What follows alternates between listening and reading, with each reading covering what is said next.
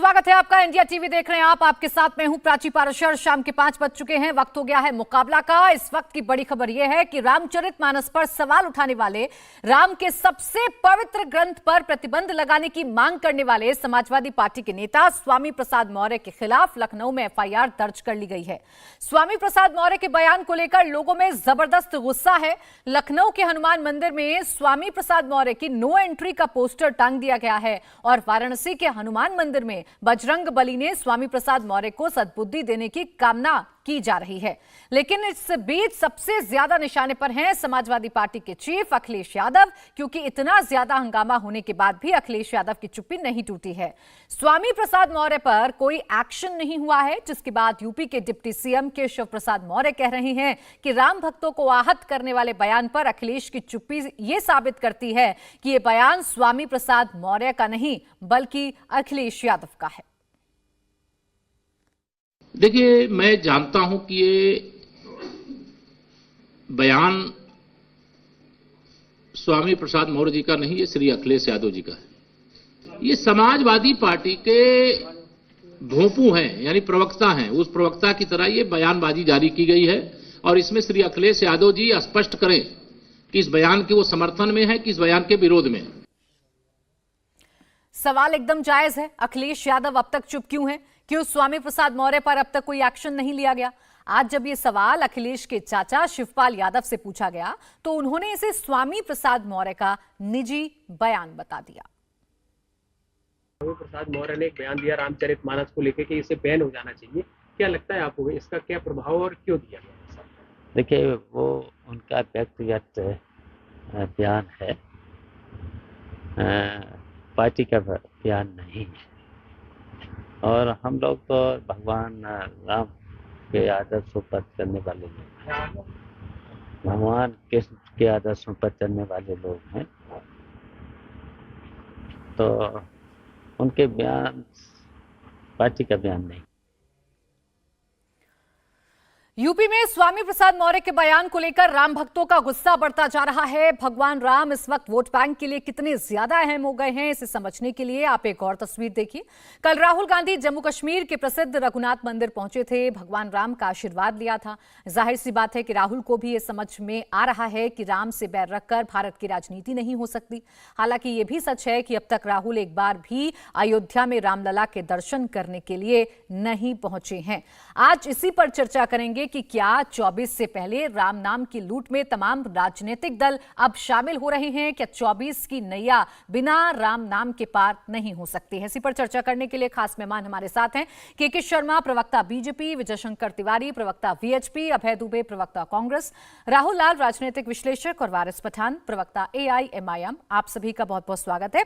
के शर्मा जी, आपसे शुरुआत कर रही हूं। पहले राम नाम के मोती बटोरने में सिर्फ आप ही नजर आते थे, लेकिन अब इस दौड़ में तमाम राजनीतिक दल शामिल हो गए हैं। कांग्रेस राम नाम ले रही है, साथ ही साथ अगर हम अखिलेश यादव की बात करें तो उनके नेता अगर ऐसा बयान देते हैं तो वो इसे किनारा कर लेते हैं, उनका निजी बयान बता देते हैं। अब आप ही के पिच पर आकर सब खेलते हुए नजर आ रहे हैं। प्राची जी, हमें बड़ी प्रसन्नता है, हमें बड़ी प्रसन्नता है कि देर सही लेकिन इनको सद्बुद्धि तो आ रही है। हमारी विचारधारा की जीत है। हम तो शुरू से भगवान राम का नाम लेते हैं। ये तो करोड़ों करोड़ों जो है हिंदुओं की आस्था का केंद्र है भगवान श्री राम।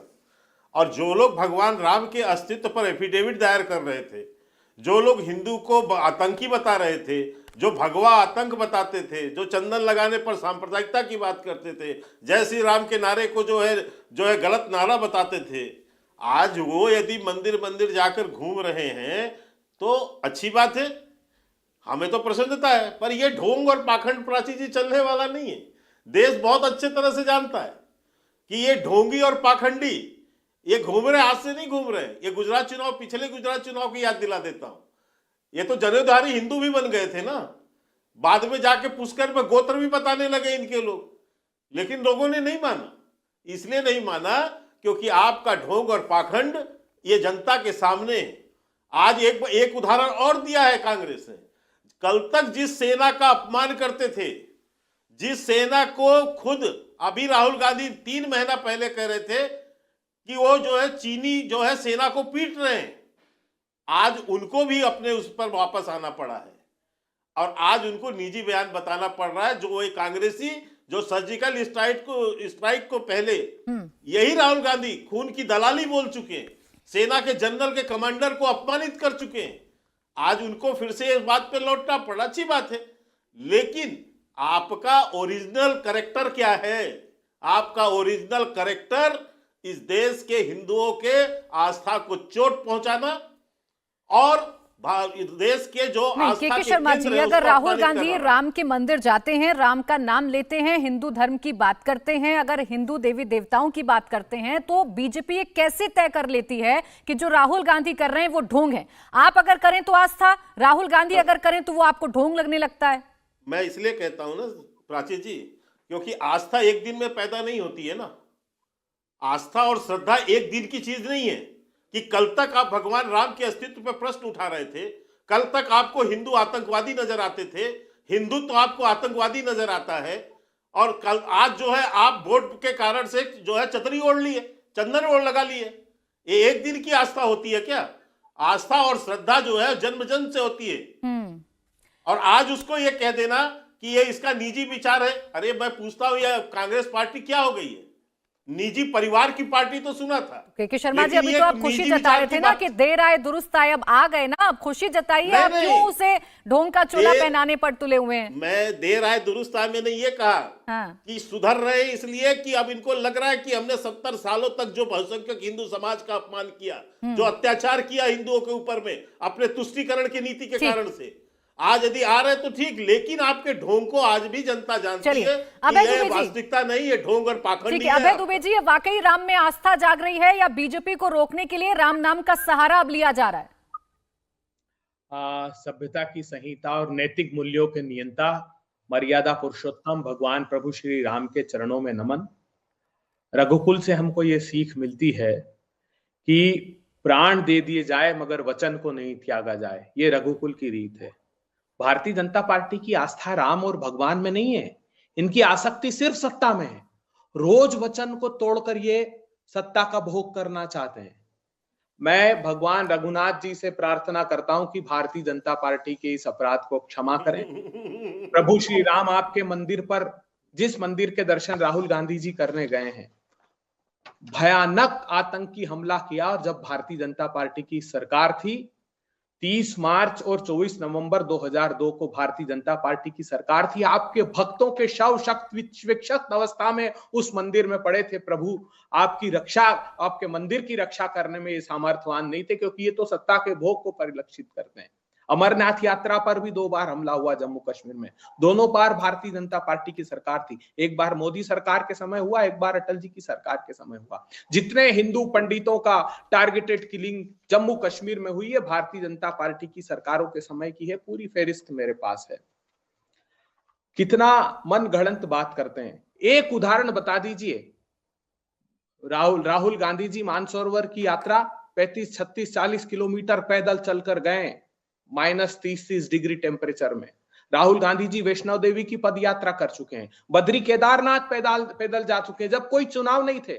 ईश्वर का आडंबर देखिए, भारतीय जनता पार्टी के नेता हेलीकॉप्टर से जाते हैं और गुफा में कैमरे लगा लेते हैं और प्रदर्शित करते हैं आस्था को। हम सत्ता के लिए अपनी आस्था का प्रदर्शन नहीं करते हैं। के शर्मा जी, आपको देश को इस बात का जवाब देना होगा कि आपने सदन में यह कहा कि माता सीता के पैदा होने के कोई प्रमाण आपके पास नहीं है। अरे माता सीता अलौकिक देवी हमारी, उनके प्रमाण की बात करते हैं। आपने क्या कहा? भारतीय जनता पार्टी ने 1998 में प्रधानमंत्री गए तमिलनाडु और कहा कि मैं संकल्प लेता हूं सेतु समुद्रम योजना पूरी करूंगा। राम सेतु को तोड़ने का न सिर्फ इन्होंने संकल्प लिया, 2000-2001 में बजट में प्रावधान कर दिया कि राम सेतु को तोड़ेंगे। उसी मुकदमे जिसकी ये बात जी, कर अगर ये इस्तेमाल करते हैं तो फिर जनेऊधारी, फिर अपना गोत्र बताना, राम डजंट एग्जिस्ट वाली बात भी सामने आना, इसे फिर आप क्या कहेंगे? यही तो आरोप के शर्मा जी लगा रहे हैं। प्राची जी, जिस अधिकारी ने वो दिया था हमने उसको सस्पेंड कर दिया। इन्होंने इनके संस्कृति मंत्री को सस्पेंड किया, जिन्होंने हाउस में कह रहे हैं।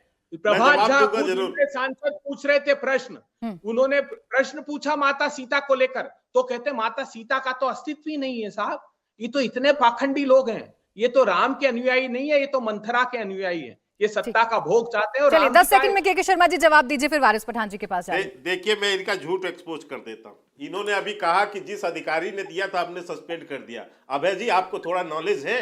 अधिकारी डायरेक्ट कोर्ट में एफिडेविट नहीं जमा कर सकता जब तक विधि मंत्रालय उसकी स्वीकृति नहीं करता। तब तक केंद्र का कोई भी एफिडेविट सुप्रीम कोर्ट नहीं जा सकता। और इस बात का उस समय के वर्तमान कानून मंत्री ने पुष्टि की थी कि हाँ, मेरे से ये स्वीकृति ली गई थी। इसलिए आप ये झूठ मत बोलिए। पहली बात, अमरनाथ यात्रा की बात कर रहे हैं, एक मिनट सुनिए। अमरनाथ यात्रा में यात्रियों पर पथराव करने वाले कांग्रेसी आप थे। कोई कार्रवाई एक मिनट सुनिए, एक मिनट, आप बीच में मत बोलिए। मिनिस्टर प्राची जी, बंद कराइए इनको। अच्छा, इनको बंद कराइए। अबे जी, इस तरीके से चर्चा नहीं होगी ना, आप अपने टाइम पर बोलिएगा। देखिए, आपस में उलझेंगे तो बाकी मेहमानों के पास फिर जाने में थोड़ा विलंब हो जाता है। एक सेकंड अभय जी, जल्दी से कंप्लीट करिए। के शर्मा जी, जल्दी से। मैं इसलिए बताना चाहता हूँ कि अब देखिए, ये इनकी झूठ पकड़ में आ गई, चिल्लाने लगे। अब इनको शांत करा, हमने कार्रवाई की उस अधिकारी के अच्छा चलिए ठीक है, मैं लौटूंगी आपके पास, मैं आप दोनों के पास लौटूंगी। नहीं, मैं प्राची जी एक लाइन करके खत्म कर। हाँ। मैंने आपको बताया कि विधि मंत्रालय के स्वीकृति के बगैर कोई एफिडेविट सुप्रीम कोर्ट में जा ही नहीं सकता। ठीक है, तो ये बिल्कुल संस्कृति मंत्रालय का था और बकायदा इनके नॉलेज में था। चलिए ठीक है। राम सेतु पर जो संसद में बयान था सरकार का, मैं उस पर भी आपसे जवाब नहीं दे देता हूँ। मैं उसका भी जवाब दे देता हूँ। मैं लौटूंगी सर, उसका जवाब बाद में दीजिएगा। सीता जी का प्रश्न है, इसको भी हमने एक्सपोज किया। महेश शर्मा जी संस्कृति मंत्री थे, उनका जवाब आया था। मैंने स्पष्टता से इनके जो प्रवक्ता रागिनी नायक, उसको मैंने एक चैनल में एक्सपोज किया था इस मामले पर, क्योंकि वो झूठ था पूरी तरह से। मैंने बताया, आज भी दिखा सकता हूं। एक्सपोज करते रहिएगा। लेकिन वारिस पठान जी रुक जाइए, अब एक सेकंड के शर्मा जी। वारिस पठान जी, यहाँ तो लड़ाई अपने आप को सर्वश्रेष्ठ हिंदू बताने की हो रही है, राम किसके ज्यादा हैं ये बताने की हो रही है। अब इसमें जो आप पॉलिटिक्स करते हैं उसका तो कोई जिक्र भी नहीं कर रहा है। बिल्कुल प्राची जी, देखिए आपने सही कहा कि यहाँ पर तो होड़ लगी हुई है कि कौन बड़ा हिंदू है। मोदी जी बोलते हैं मैं बड़ा हिंदू हूँ, वो जाते हैं मंदिर, तो यहाँ पर गांधी परिवार के राहुल गांधी बोलते हैं कि मैं तो जनउदारी हूँ, अब वो जा रहे हैं मंदिर सब तरफ। तो मैं पूछना चाहूँगा कि क्या अब ये 2024 का चुनाव या देश को आगे बढ़ाना है तो क्या अब ये सिर्फ मंदिर जाने से होगा? क्या आप आस्था की बुनियाद पे चुनाव लड़ा जाएगा, या संविधान में जो हमको अधिकार दिया है कि हम हमारी आवाज़ रेस करें, गरीबों के मजलूमों की बात करें, उसके ऊपर चुनाव लड़ा जाएगा? अब बात नंबर 2 तो ये है प्राची जी कि कुछ कथाकथित सेक्युलर पार्टियां जो है, इनको मुसलमानों के वोट तो चाहिए, 90% वोट इनको लेने हैं, मगर उनका तो नाम लेने से भी डरते हैं। उनको तो बाजू में स्टेज में बिठाने से इनको परहेज हो गया, तकलीफ हो गई है। तो आप बोल दो ना कि क्लियरली हमको मुसलमानों के वोट नहीं चाहिए, बस हम हिंदुओं के वोट लेंगे और आगे करेंगे। और देश, अब बीजेपी और कांग्रेस, मैं हमेशा बोलता हूं दोनों एक ही सिक्के के दो पहलू है प्राची जी। मैं बताता हूं क्यों। बीजेपी ने तो अपना एजेंडा पूरी तरह से देश के सामने जाहिर कर दिया। अमित शाह साहब ने कहा कि हम भव्य नाम राम मंदिर का है जो उसका इनॉग्रेशन कर देंगे। मतलब उन्होंने डेवलपमेंट विकास की बात को तो छोड़ दिया और उन्होंने बता दिया कि अब जो चुनाव होगा राम मंदिर के नाम पे होगा। वहीं पर कर्नाटका के अंदर भी चुनाव आने वाला है। वहीं बीजेपी के जो नेता कर्नाटका के प्रेसिडेंट है, उन्होंने कह दिया खुले तौर से कि हम इस वक्त वोट मांगेंगे लव जिहाद के नाम पर।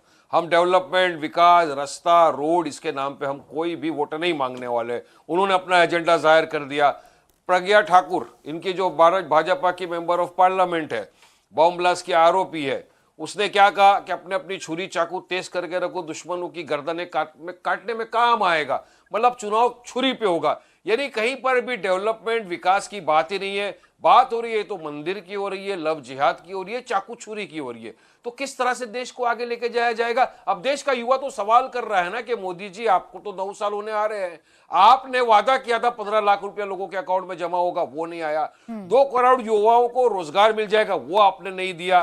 पेट्रोल डीजल गैस के भाव जो आसमान को छू रहे उसको कंट्रोल करना था, वो अपने कंट्रोल में नहीं किया। डॉलर के बनिस्बत रुपया गिरता जा रहा है, उसका आप क्या करोगे?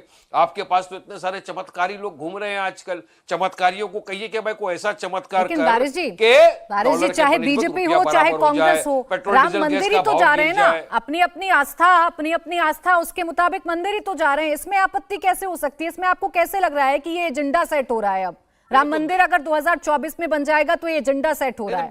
राम मंदिर तो बनना था वहां पर। देखिए, राम जी का नाम लेकर ये बीजेपी 2 से लेकर 365 तक आ गई। राम जी के नाम पर लोग सत्ता में आ गए। राम जी के नाम पर इन्होंने ट्रस्ट बना दिया। और मेरे हिंदू दोस्त मेरे को फोन करके बोलते हैं, वारिस भाई ये लोगों ने क्या कर दिया, राम जी के नाम पर ट्रस्ट बना दिया और उसी के ट्रस्ट में घपला कर दिया। तो मैं भाजपा के प्रवक्ता से कहना चाहूंगा, देखो दीवानो, ये काम ना करो, राम जी का नाम बदनाम ना करो। ये लोग सियासत के लिए सिर्फ राम जी का नाम को ले रहे हैं, बाकी इनको कुछ नहीं करना है। तो मैं पूछना चाहता हूं ना, यही तो सवाल है कि अब देश में सिर्फ मंदिरों के ऊपर चुनाव लड़ा जाएगा। इनकी आस्था है तो मेरी आस्था का क्या होगा? प्राची जी चलिए बताइए। मेरी भी तो आस्था है ना, मेरी आस्था की कोई परवाह करेगा नहीं करेगा? अरे हम माइनॉरिटी में है तो क्या हुआ? इसीलिए हम बोलते हैं ना कि हम दलितों की, वारिस पठान जी, पीएम मोदी तो राष्ट्रीय कार्यकारिणी की बैठक में कह रहे हैं कि मुसलमानों से संपर्क बढ़ाइए, मुसलमानों के बीच में जाइए। बाकायदा बीजेपी अपना कार्यक्रम तय कर रही है। कहां छोड़ा आप लोगों को उन्होंने? हाँ, मोदी जी को ये कहना चाहिए था ना सबसे पहले कि जो चाकू छुरी तेज करने की बात की उसको क्यों नहीं रोका? मोदी जी ने धर्म सांसद के नाम पे जो कहा जा रहा था कि बेटा तू ये कलम कागज छोड़ दे, तलवार उठा मुसलमानों का नरसंहार कर दे, क्यों खामोश बैठते हैं मोदी जी? मोदी जी को बोलना चाहिए था कि जब जो जय श्री राम के नाम के ऊपर लोगों का कत्लेआम कर दिया जाता है, मॉब लिंचिंग कर दिया था, उनको क्यों नहीं रोकते? तो बोला ना उन्होंने, वारिस पठान जी उन्होंने बोला कि जैसे भड़काऊ बयान दिए जा रहे हैं उन भड़काऊ बयानों से बचना चाहिए, ये भी बोला था उस राष्ट्रीय कार्यकारिणी की बैठक में। खैर मैं आऊंगी अब जी और के शर्मा जी आपके पास, एक रिएक्शन बाकी मेहमानों का ले लूं। आपने बराबर नहीं सुना, उन्होंने पिक्चर के बारे में बात कहा कि पिक्चर के बारे में मत बोलो क्योंकि ये बीजेपी के जो बेलगाम घोड़े बन गए थे, मुंह से जबान से निकालते जा रहे थे, हम यहाँ नहीं लगने देंगे। चलो नरोत्तम मिश्रा का क्या करेंगे? नहीं, नरोत्तम मिश्रा के खिलाफ क्या किया उन्होंने? उसने पिक्चर को बॉयकॉट करने की बात किया था। तो अगर मोदी सीरियस होते तो पहले नरोत्तम मिश्रा को निकाल के बाहर रखते। अब हम समझते हैं action speaks louder than word, लेकिन यहाँ तो सिर्फ वर्ड ही वर्ड है, एक्शन है। कह रहे हैं कि मंदिर की बात करते रहेंगे तो हमारी आस्था का क्या होगा? चुनाव सिर्फ मंदिरों पर लड़ा जाएगा क्या? प्राची, अभी मैं वारिस पठान की बात से ही प्रारंभ करता हूँ। वारिस पठान ने कहा कि जय श्री राम बुलवा करके और दबाव देकर बुलवाने पर मारपीट होती है और प्रकार का सारा काम होता है, ये वारिस पठान ने कहा। तो वारिस पठान को एक मैं बात बोलना चाह रहा हूँ, कानपुर में और कई जगह इतनी सारी घटनाएं हुई और लेकिन जब उनकी पड़ताल में गए तो पता चला कि जय श्री राम वाला मामला कोई नहीं था। अभी 5-10 दिन पहले का मामला है। ट्रेन में एक घटना घटी, एक मुस्लिम युवक बैठा हुआ था और वो पास में बैठी हुई लड़की के साथ छेड़खानी कर रहा था। वहां खड़े हुए लोगों ने जब उसकी पिटाई की तो उसने कहा मुझसे जबरदस्ती जय श्री राम बुलवाया जा रहा है। यानी इसी प्रकार की जय श्री राम की घटनाएं सारे देश में ये सुनने को मिलती है। तो जय श्री राम का बात तो ये है। और रही बात ये कि ये राजनीतिक विषय है, तो भगवान राम कभी भी राजनीतिक विषय इस देश में नहीं थे। अभी जब निधि समर्पण अभियान चला देश भर में प्राची, तो आपको बताता हूँ 5.5 लाख गांव में से 13.5 करोड़ परिवारों में से लगभग 60 करोड़ से ज्यादा लोगों ने भगवान श्री राम के मंदिर के लिए निधि समर्पित किया। वो किसी भी मान्यता के रहे होंगे, किसी भी पार्टी को वोट देते होंगे, मुझे लगता है भगवान राम सबके हैं, सारे देश के हैं। हाँ, 2-3 बातें जरूर आती है कि ये नफरत फैलाई जा रही है, हिंदू मुस्लिम किया जा रहा है भगवान श्री राम को। तो भाई चंद्रशेखर को किसने कहा कि तुम रामचरितमानस पर टिप्पणी करिए? स्वामी प्रसाद मौर्य को किसने कहा कि आप भगवान श्री राम पर और रामचरितमानस पर टिप्पणियां करिए? ये जो श्याम मानव, इनको किसने कहा कि आप धीरेन्द्र शास्त्री के ऊपर टिप्पणी करिए? किसी ने कहा नहीं ना। ये अपने आप हिंदुत्व के विषय को लेकर बीच में लाते हैं ताकि इनका एक वोट बैंक है, वो वोट बैंक इससे न बिछड़े, वो कहीं विकास की आंधी में न बह जाए, उनको भी लाभ मिल रहा होगा सरकार का, वो उसको बचाने की। तिवारी जी, आपकी तो शिकायत कांग्रेस से भी थी। अब देखिए कांग्रेस भी तो राम का नाम ले रही है, राहुल गांधी भी तो मंदिर जा रहे हैं। अब तो आप खुश होंगे कि कांग्रेस भी अब वही कर रही है जो आप चाहते थे, सम्मान। प्राची मैं वही जा रहा हूँ। मैं ये कहता हूँ कि हिंदुत्व का विषय, हिंदुओं का विषय, आज हिंदू ऐसा संगठित हो गया है कि सारा बॉलीवुड हाथ जोड़ता हुआ नजर आ रहा है। ये जो विरोधी पार्टियां हैं, जो राम के यहाँ कहते नानी के यहाँ की बात कर रहे थे, मेरी नानी ने मना किया है, और जय श्री राम के नारे पर वो मंच पर चढ़ने के लिए भी लोग इनकार कर देते हैं। जो मंदिर में जाने पर बात करते हैं कि वहां पर छेड़ने जाते हैं, वो सब भगवान राम के शरण में आ गए हैं, और जो नहीं आए हैं आगे आ जाएंगे, क्योंकि आज भगवान राम याद आ रहे हैं लोगों को। इसलिए याद आ रहे हैं कि हिंदू आज संगठित है, और हिंदू अगर संगठित हो जाएगा, इन सबको नानी याद नहीं आएगी, राम याद आएंगे। चाहे कांग्रेस हो, चाहे केजरीवाल हो, चाहे ममता बनर्जी हो, चाहे कोई हो, सबको इनके उनके शरण में जाना पड़ेगा। यही इनका भवितव्य है।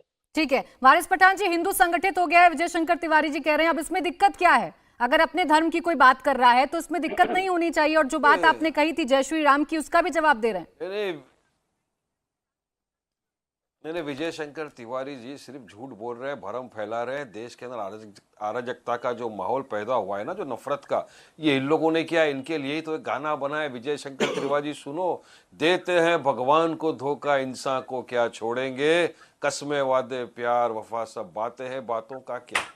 सिर्फ जुमलाबाजी कब रुका? चलो बताइए, मॉब लिंचिंग बताओ मुझे, देश में कब रुकी है? लोगों को आज भी जेएसआर बोल नहीं तो मार दिया जाता है। मोदी जी खामोश बैठ जाते हैं, उनकी मेंबर ऑफ पार्लियामेंट छुरी चाकू तेज करके घर में रखने को बोलती है।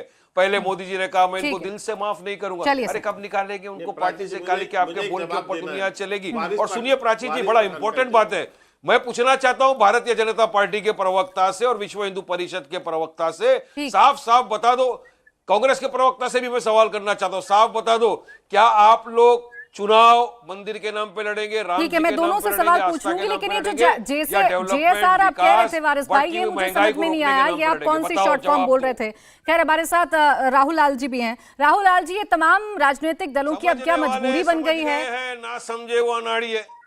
कोई बात नहीं सर, हम अनाड़ी सही, आप समझा दीजिए, शॉर्ट फॉर्म की जरूरत क्या है, आप फुल फॉर्म में बोल दीजिए। अब इस बात से क्या आपत्ति होने लगी वारिस भाई को? खैर राहुल लाल जी, ये क्या मजबूरी हो गई है तमाम राजनीतिक दलों की? यूपी में भी देखा, अखिलेश यादव ने किनारा कर लिया, लेकिन पार्टी के लीडर अभी भी हैं स्वामी प्रसाद मौर्य, उन पर कोई कुछ नहीं बोल रहा है, चुप्पी साधे हुए हैं। देखिए प्राची जी, एक चीज समझना पड़ेगा कि भगवान राम पे किसी पार्टी विशेष का पेटेंट नहीं। सुप्रीम कोर्ट ने फैसला दिया है और सुप्रीम कोर्ट के फैसले के बाद राम मंदिर का निर्माण हो रहा है। तो Bharatiya Janata party supreme court के फैसले का एक तरह से जो है कि श्रेय ले रही है। 1993 में कांग्रेस अध्यादेश लाकर राम मंदिर का निर्माण करना चाह रही थी, 1993 में नरसिम्हा राव सरकार, तब भारतीय जनता पार्टी ने उसमें विरोध किया था। तो बीजेपी को अगर त्वरित तौर पर रामलला को टेंट से निकाल के मंदिर में लाना था, तो उनको अध्यादेश जैसे कुछ काम करते तो फिर वो श्रेय लेते, लेकिन जो एक प्रक्रियागत ढंग से चीजें सामान्य रूप से चली, उसका श्रेय देने में लगे हुए हैं। नंबर 1 चीज। नंबर 2 कि देखिए, रामचरितमानस जो पूरा ग्रंथ है, वो ग्रंथ खुद ही एक तरह से, आप अगर उसमें हम लोग पूरा देखते हैं तो वो खुद ही आलोचना के लिए भी वो स्पेस देता है। ऐसा नहीं कि मर्यादा पुरुषोत्तम राम, भगवान राम ने अपने राम राज्य में ये घोषणा कर दी थी कि नहीं, वहां पे कोई आलोचना के लिए कोई स्थान नहीं है। तो अगर इसमें आलोचना कर रहा है कोई, तो उसको इतना उसमें उद्विग्न होने की हमें नहीं लग रही कि कोई जरूरत है प्राची जी। क्योंकि चाहे पार्टी आप आरजेडी को ले लीजिए, चाहे वो जदयू हो, चाहे वो समाजवादी पार्टी हो, इन लोगों के राष्ट्रीय राहुल जी, कम से कम ये तो देख लीजिए कि कितने लोगों की आस्था इससे आहत होगी। कम से कम ये तो देख लीजिए कि रामचरितमानस की अगर हम बात कर रहे हैं तो ये हिंदू धर्म ग्रंथ है जिसका कितना सम्मान है इस देश में, आप जानते हैं। कम से कम ये तो देख लीजिए कि आप जब उनकी लाइनों को कोट करेंगे और अपने हिसाब से उसका मतलब बताने लग जाएंगे तो लोग आहत होंगे। यही वजह है ना कि अखिलेश यादव किनारा तो कर रहे हैं ना। नहीं, देखिए एक चीज तो समझना पड़ेगा। अभी वारिस पठान जी कह रहे थे कि भाई हमारे धार्मिक स्थानों का क्या होगा, हिंदुओं के धार्मिक स्थानों को तो लेकर बड़ी चर्चा हो रही है। वारिस पठान जी हिंदू संगठित हो चुके हैं और वो जान रहे हैं कि भारतीय जनता पार्टी किस तरह से छद्म तरीके से केवल नाम ले रही है। अगर भारतीय जनता पार्टी बहुत ज्यादा अगर जागरूक होती हिंदू धार्मिक संस्थानों को लेकर, तो फिर जोशी मठ इस तरह से दरक नहीं रहा होता, उसको लेकर बड़े काम किए जाते। के शर्मा जी, जो सवाल आपसे पूछा गया वो ये कि आप भी तो श्रेय लेने पर तुले रहते हैं। राम मंदिर बन रहा है, सुप्रीम कोर्ट का फैसला आया, लेकिन आप उस पर श्रेय लेने लगते हैं, अपनी उपलब्धियों में उसे गिनाने लगते हैं, बताने लगते हैं जी हमने वादा किया था, वो वादा हमने पूरा कर दिया। प्राची जी, पहले मैं थोड़ा सा इनको इतिहास बता दूं, राहुल लाल जी को। 93 में ये अध्यादेश ला के कांग्रेस नहीं बना रही थी। इन नरसिंहा राव जी ने घोषणा किया था कि जो विवादित ढांचा है, जो टूटा है, यहां हम मस्जिद बनाएंगे, ये बयान था। तो थोड़ा इतिहास की जानकारी कर लीजिए। नंबर 1। दूसरी बात बताता हूं, सुन लीजिए, शांति रखिए, थोड़ा सा सुनिए, आप शांति रखिए, मैं बोल लूं तब। दूसरी बात आपको ये बता दूं कि हम क्यों कहते हैं, हम जब से भाजपा बनी, जब से जनसंघ बना, हमारे 3 ही कोर कमिटमेंट रहे देश में। धारा 370 हटाना, राम मंदिर का निर्माण और जो है समान नागरिक संहिता लाना। और हम डंके की चोट पे वो पार्टी है जो अपने घोषणा पत्र में इसका उल्लेख करते थे कि हम यहां मंदिर बनाएंगे, और यही लोग थे जो हमसे पूछा करते थे कि मंदिर तो बनाएंगे, डेट नहीं बताएंगे, तिथि नहीं बताएंगे। 4 सरकार, चुनी हुई सरकार भारतीय जनता पार्टी की 93 में गिरा दी गई इस मंदिर के कारण से। यही नहीं हुआ, हमारे कितने नेताओं को जेल में डाला गया, कितना प्रतिबंध हमारे ऊपर लगाया गया, और पूरी कांग्रेस पार्टी और ये कम्युनिस्ट मिलकर जो है कोर्ट में केस लड़ते रहे राम मंदिर न बने इसके लिए। कौन कौन नेता इनके नहीं थे उसमें केस लड़ने वाले? क्या कपिल सिब्बल का बयान भूल सकते हैं आप? क्या इन लोगों की जिस तरह से इन लोगों ने आरोप लगाए तो हमने सहे हैं। ठीक है, हम कहते थे न्यायालय से ही आएगा क्योंकि हमको सत्य पे विश्वास था कि ये न्यायालय फैसला जो देगी ये सत्य के आधार पर देगी। तो आज मंदिर बन रहा है। शर्मा जी, अगर आपने सहा है तो इसका मतलब थोड़ी ना है कि सुप्रीम कोर्ट का जो फैसला है वो भी आप अपने खाते में जोड़ लीजिएगा। नहीं, वो भी आप अपनी उपलब्धियों में बता दीजिएगा।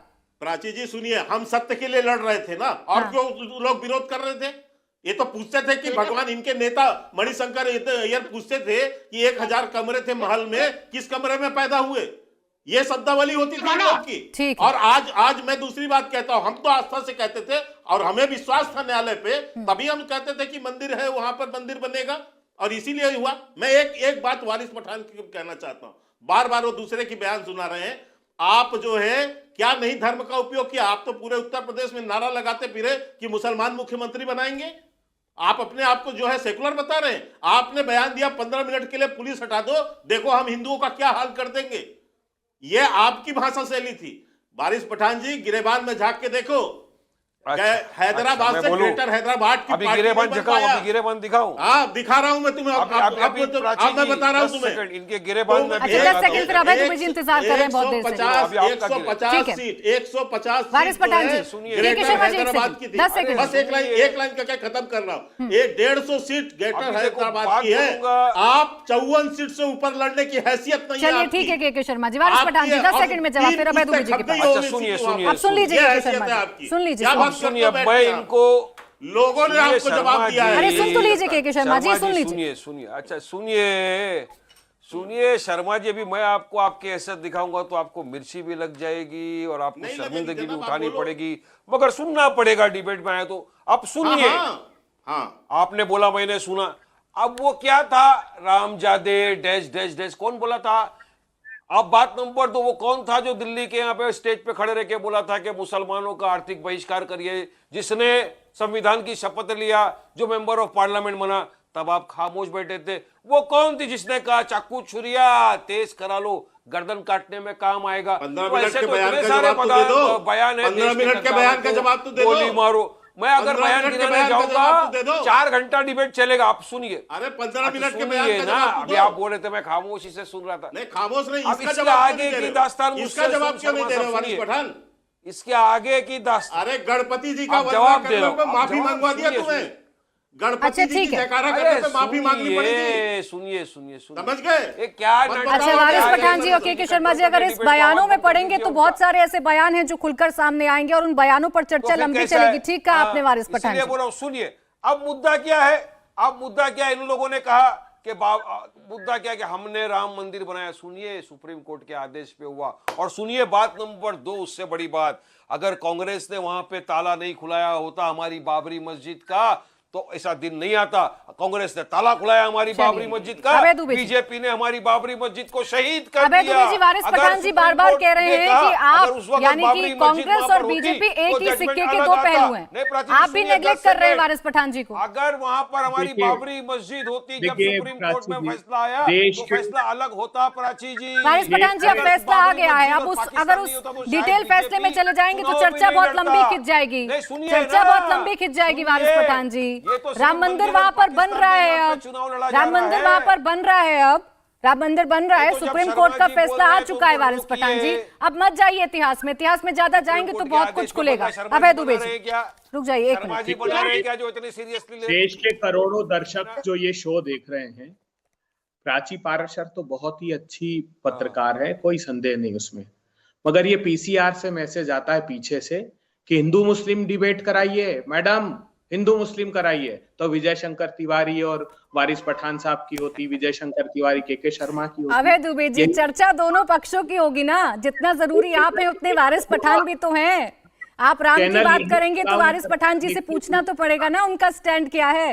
बुनियादी मुद्दों से ध्यान भटकाने के लिए सारे चैनल यही काम कर रहे अरे हैं। आपका स्टैंड क्या है? राम मेरे राज्य की कांग्रेस अवधारणा वालों को क्या बता है? दो ना, मुसलमानों जासु को राज चाहिए प्रिय नहीं प्रजा चाहिए, दुखारी साफ सोई बोल दो ना। अवश्य नरक अधिकारी।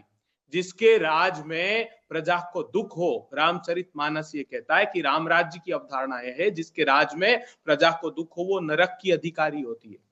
आडवाणी जी का भाषण सुनिएगा 90 के दशक का, क्या कहते थे वो?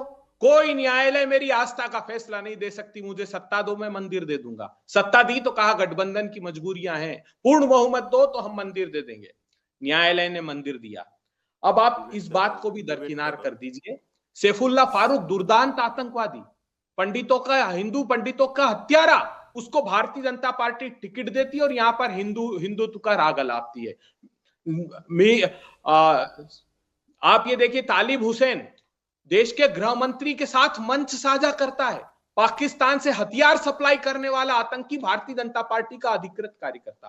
तारिक अहमद मीर जो दुर्दांत आतंकवादी, गांव वाले जिसको पकड़ते हैं, वो भारतीय जनता पार्टी विधानसभा का चुनाव उसको लड़ाती है और ये मुखौटा लगाकर यहां बैठे। ये धर्म का चोला पहनकर सत्ता का भोग करने वाले लोग हैं, धर्म से लेना देने। ज्ञानदास जी महाराज भारतीय जनता पार्टी के सांसद थे, राम जन्मभूमि न्यास के प्रमुख। उनसे जब एक स्टिंग ऑपरेशन हुआ, उन्होंने कहा कि ये भाजपाई लोग तो भाग खड़े हुए।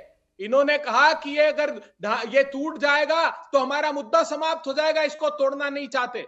हाँ, उन्होंने विश्व हिंदू परिषद का नाम जरूर लिया अपने उस स्टिंग ऑपरेशन में। तो भारतीय जनता पार्टी की मंशा तो साफ परिलक्षित हो जाती। मंदिर से भगवान का वैभवशाली मंदिर में वास नहीं करते थे, भगवान वचनों की मर्यादा में वास करते थे। 12 करोड़ लोगों के रोजगार, धन्ना सेठों की सत्ता आई है, इनका लेना देना क्या बताइए? ये तो 5 पूंजीपतियों को पोषित करते हैं, 12 करोड़ लोगों के रोजगार छीन लिए, 84 करोड़ की आमदनी कम कर दी। 5% देश के धन्ना सेठों के पास हिंदुस्तान की 60% संसाधन चले गए और आखिरी के 50% के पास सिर्फ 3% बचे। ये राम राज्य नहीं हो सकता।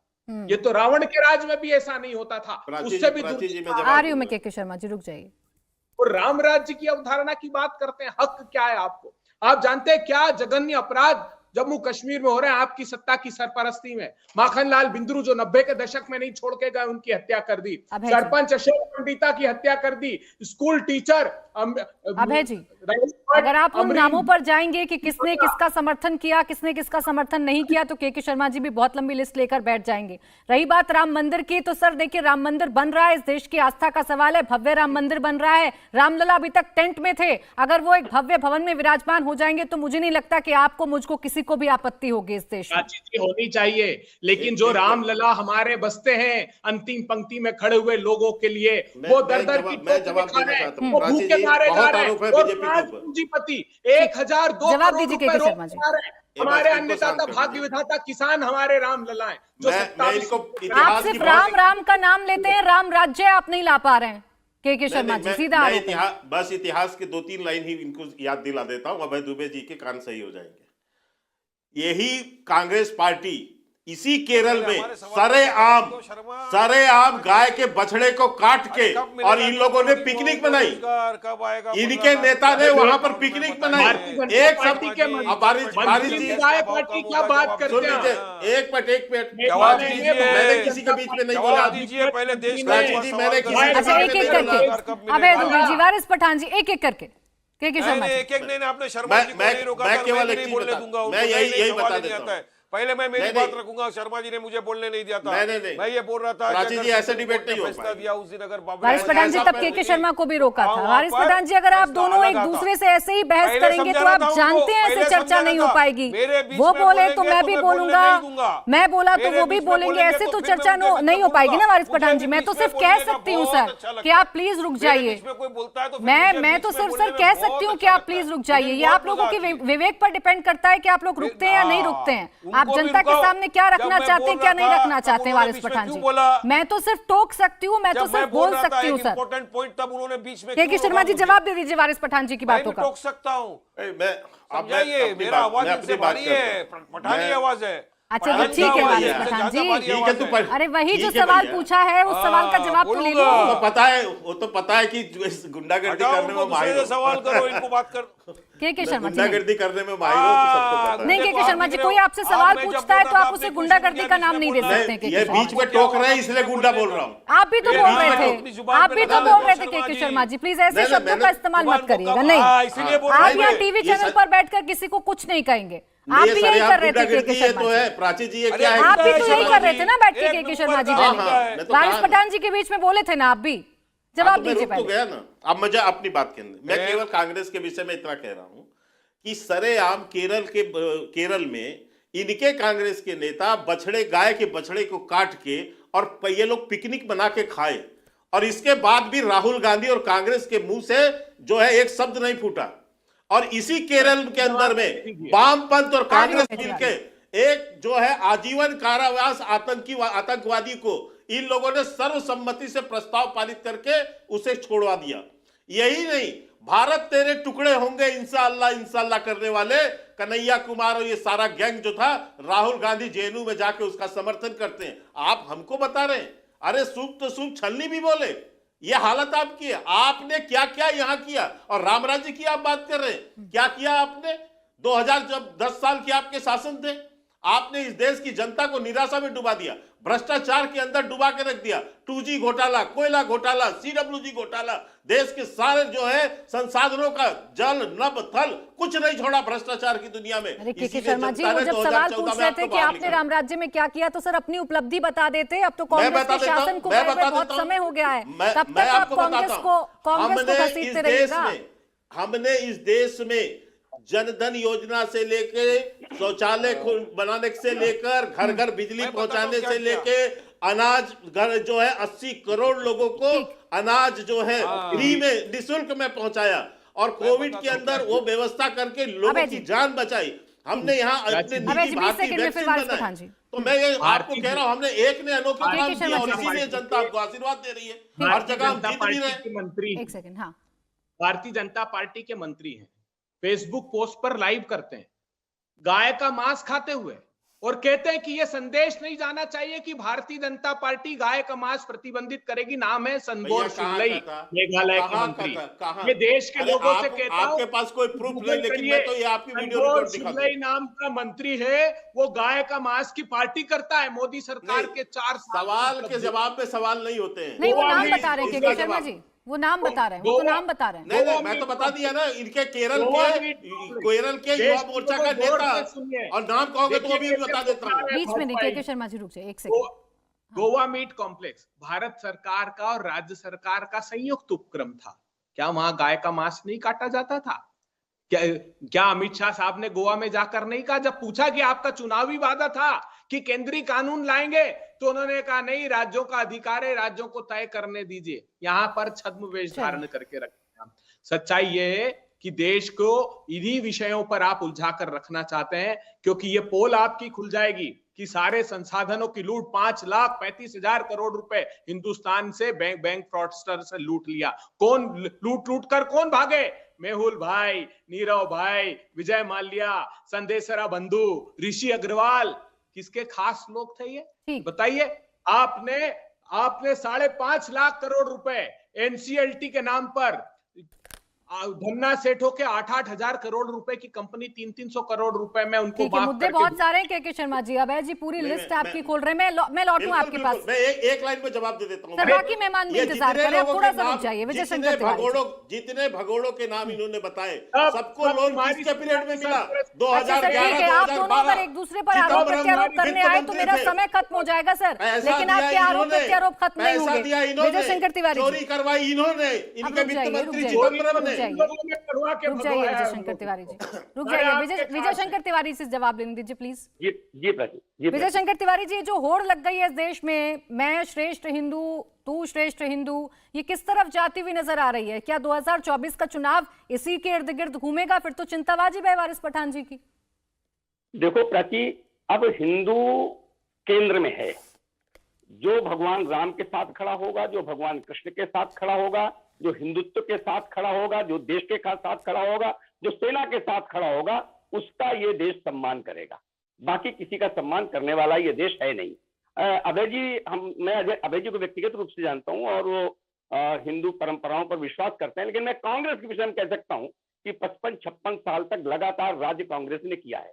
सोमनाथ मंदिर का जब लोकार्पण हो रहा था तो तत्कालीन राष्ट्रपति जी ने जाने की बात कही, तो उस समय के प्रधानमंत्री माननीय नेहरू जी ने मना कर दिया कि आपको नहीं जाना चाहिए। वो बिल्कुल जबरदस्ती गए। ये एक सोच है। जब भगवान राम जन्मभूमि पर ये मूर्तियां प्रकट हुई, रामलला प्रकट हुए, तो केंद्र के कांग्रेस के केंद्रीय तत्व से ये कहा गया कि मूर्तियां किसी भी तरीके से हटनी चाहिए। तत्कालीन प्रशासक ने मना किया कि नहीं, वो नहीं हट सकती, क्योंकि जन नहीं तिवारी जी, आपने कहा कि हिंदू केंद्र में है, जो राम की बात करेगा, जो हिंदुओं की बात करेगा, उसे सम्मान मिलेगा। सर, बाकी धर्मों का भी देश है, आप भूल जाते हैं कि भारत एक सेकुलर मुल्क है। एक मिनट प्राची बात, जब हमने कहा कि इस देश में 80% हिंदू है और 80% हिंदू का ही असम्मान होता रहा है, वो चाहे राजनीतिक क्षेत्र में हो चाहे बॉलीवुड में हो। बॉलीवुड की दुर्दशा देख रहे हैं आप। अरे तो सर 80+20 बन के भारत बनता है, सिर्फ 80% से भारत नहीं बनता ना। 80+20 जब मिलते हैं तभी तो भारत बनता है। आप अगर वही दोहराएंगे, मैं आपकी बात मान भी लूं कि 80% के साथ, देखिए ना एक मिनट से, 80% के साथ अगर गलत हुआ है तो आप अब 20% के साथ क्या कर रहे हैं? आप इतिहास को क्यों दोहराने में लगे? 10 सेकंड सुनिए। ये देश राम और कृष्ण से जाना जाता रहा है, लेकिन इस देश में लाल किला प्रसिद्ध किया गया। वो चीजें प्रसिद्ध की जिनके कारण से दुनिया में देश नहीं जाना जाता था। हम कहते थे आज वो दुनिया में देश बात करिए सर उनकी भी, लेकिन लाल किला इस देश की पहचान है, इस बात को भी आप डिनाई नहीं कर सकते हैं। वारिस पठान, मंदिर नहीं है, भगवान राम नहीं है। कब इस बात को डिनाई किया हमने? कब इस बात को डिनाई किया? मैं तो कह रही हूँ विजय शंकर तिवारी जी, इस देश की आस्था, इस देश की संस्कृति, इस देश की संस्कृति भी इस देश की पहचान है, लेकिन लाल किला भी इस देश की पहचान है। आप इस बात को डिनाई नहीं कर सकते। वारिस पठान जी, ठीक है, हो गया सर। वारिस पठान जी, जवाब दीजिए विजय शंकर तिवारी जी। प्राची जी, अभी आपने सवाल किया था बीजेपी के प्रवक्ता को कि भाई बताइए आपने 8 साल के कार्यकाल में क्या काम किया देश में। उन्होंने आपकी बात का जवाब नहीं दिया, मगर मैं बताऊंगा बीजेपी ने क्या किया 8-8.5 साल के कार्यकाल में। सबसे पहले पूरे देश में नफरत का माहौल फैला दिया, उसके बाद पूरे देश को रंग में बांट दिया, भगवा हमारा हरा तुम्हारा, उसमें बांट दिया। उसके बाद हमारे हिंदू भाइयों को डराया, सुनिए हिंदू खतरे में है। किस तरह खतरे में, मैं सवाल पूछना चाहता हूं। जबकि देश का 80% हमारा जो पॉपुलेशन है हिंदुओं का है, देश के प्रधानमंत्री हिंदू है, रक्षा मंत्री हिंदू है, देश के हमारे होम मिनिस्टर हिंदू है, हमारे काफी सारे चैनल और काफी सारे हमारे चैनल के जो एंकर्स है वो हिंदू के समर्थक लोग हैं, तो देश के अंदर हिंदू खतरे में कैसा आया? ये जब बात होती है। उसके बाद मैं बताता हूं उन्होंने क्या किया। लोगों को लॉलीपॉप दिया, 2 करोड़ युवाओं को रोजगार दे देंगे, मगर नहीं दिया। वो लोग सवाल कर रहे हैं, उनके साथ ध्यान भटकाना है इनको। उसके बाद इन्होंने क्या किया? चीन हमारे ऊपर आंख लगा के ऊपर बैठा हुआ है, अंदर घुसता है। गलवान में हमारे 22 जवान शहीद हो गए, इनकी वजह से खामोश बैठे रहे। मोदी जी आंख नहीं दिखाते, अगर हिंदू खतरे में नहीं है तो इस देश का मुसलमान भी खतरे में नहीं है। ये नैरेटिव सेट करना भी बंद कर दीजिए ना। अगर हिंदू खतरे में नहीं है तो इस देश का मुसलमान भी खतरे में नहीं है। ये नैरेटिव तो ये बन, अरे ये इन दोनों को, मगर जो हिसाब से नफरत फैल रही है, आप देखिए प्राची जी देश को कहां में लेके चले जा और रहे बी हैं। टीम दोनों को लाभ है। अरे भाई साहब, आप तो छुपी रही है साहब। चलिए ठीक है सर, भाई मेरे पास आपका और बीजेपी के साथ क्या है जरा बता दीजिए। चलिए सर, मेरे पास समय खत्म हो गया है। बहुत बहुत शुक्रिया आप सभी का हमारे साथ इस चर्चा में जुड़ने के लिए। इंडिया टीवी हर वक्त हर जगह डाउनलोड करने के लिए सर्च करें India TV news Google play store या ऐप स्टोर पर।